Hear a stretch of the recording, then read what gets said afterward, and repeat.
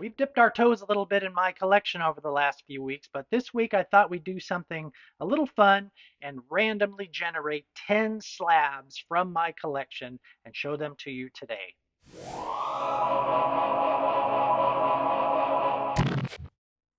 Hey folks, it's Kevin. Welcome to Doc's Comics. I hope all of you are having a terrific day. You probably noticed throughout a lot of my videos that I'm sitting in front of a bunch of my slabs here on the shelves behind me.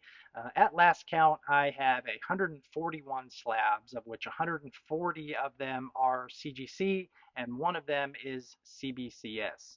So what I'm going to do today, I thought we'd have a little fun, is that I'm going to put a random number generator on screen that you can probably see here, and I'm going to randomly generate 10 numbers from 1 to 141.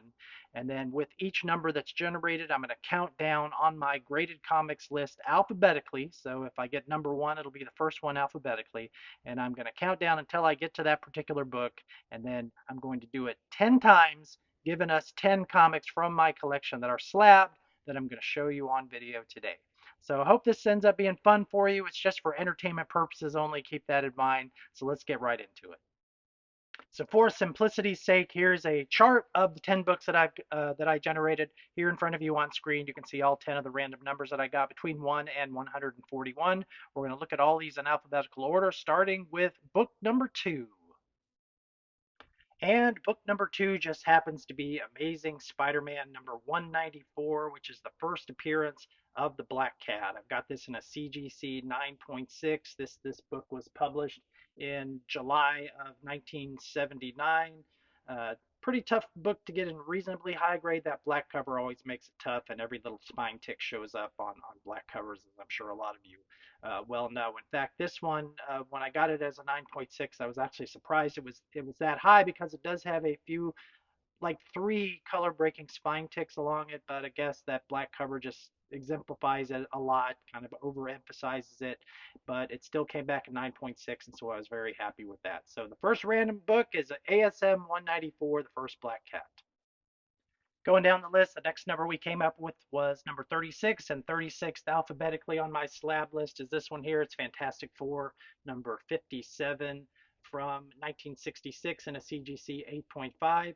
This isn't necessarily a key or anything like that. It just has a cool Doctor Doom cover that folks like these days. Silver Surfer appearance. There's a lot going on, and really this is Kirby right in the middle of his just epic run on this series. We got number 41 next, and 41st on the list is this one. This is Green Lantern number 87 in a CGC 9.2. This is the first appearance of John Stewart right in the middle of the Denny O'Neil, Neil Adams run.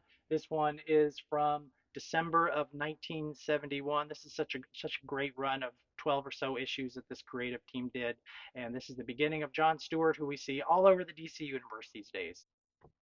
We generated 2 consecutive numbers with the next 2, so I'll show them right after one another. The first one, this is Iron Fist number 14 and a 9.4. Of course, this is the first appearance of Sabretooth. It's far and away the most expensive book and probably the most sought after book in the very brief 15-issue Iron Fist run. A lot of people still love Sabretooth. He's been a key Marvel villain for a long time, and I'm happy to have this in this grade. And then right after that is Iron Man number 1. This one is in a CGC 6.5 from 1968. This is one of the older slabs that I have, and I actually sent this one in myself a long time ago. I'd love to upgrade this book at some point. It's part of that kind of explosion in 1968 where we see the emergence of a number of titles. Submariner, Captain America, Hulk, Doctor Strange all start getting their own books in this era. But this is Iron Man number 1. Fun fact, I think this is one of the top 2 or 3 most slabbed Silver Age books on the CGC census. So Iron Man number 1. The next number we got was 65, and 65 on my list of slabs alphabetically is Journey into Mystery number 121. I've got this in a CGC 9.2.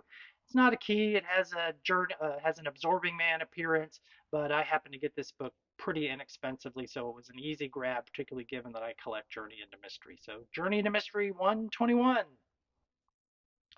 Two more were randomly generated numbers that were consecutive, number 109 and 110, and so invariably they're going to be the same title. And this one happens to come from my black box here, which is where I keep my most valuable slabs, and it is this one. It's Tales to Astonish number 35 in a CGC 8.5. This is the first appearance of Ant-Man in costume. Of course, his first appearance was in Tales to Astonish number 27 as Hank Pym, but he doesn't get the Ant-Man costume until this issue here. This is a big key, and I'm really happy to have this one. You can probably already guess what the next one is since it's a consecutive number. This is Tales to Astonish number 36, which is the third appearance of Ant-Man in a CGC 8.5. Again, if you watch my video on slabbing and on buying books on Heritage, you know that 8.0, 8.5, 9.0, 9.2, that's sort of my sweet spot, and that's a lot of the grades that I look for on these because I can get them relatively inexpensive. But this is Tales to Astonish number 36, sorry, from October of 1962. Also came from this box, but is a little further back on the pecking order. Still a cool book to have.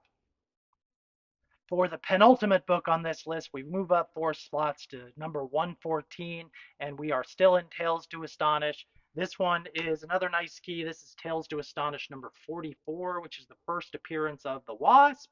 Only a 6.0 on this one, but this is a pretty expensive book, and when you start getting into that 9.0, 9.2, 9.4 range, it does get pretty pricey. So this mid-grade copy came in front of me at a nice bargain, and so I grabbed it up. Another one similar to Iron Man 1 that I ultimately would like to upgrade, but still, it's a early first appearance in the early Marvel Universe. Thrilled to have this book.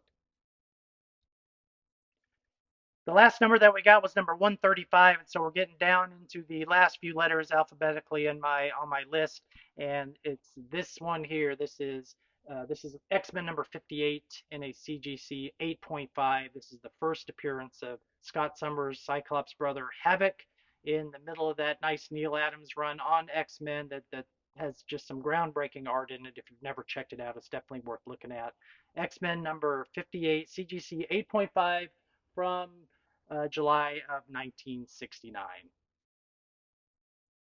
If you like seeing a few random slabs pulled off of my wall, please leave a like, leave a comment. Let me know if you want to see a few more of these. I'm happy to do another couple of videos on random slabs from my collection. Otherwise, leave a like, a follow, leave a comment, all that other stuff. Again, you know the drill. Click on these things wherever I put them around my head. Always a pleasure being on video and talking to you all a little bit, and hopefully I'll see you with the next video.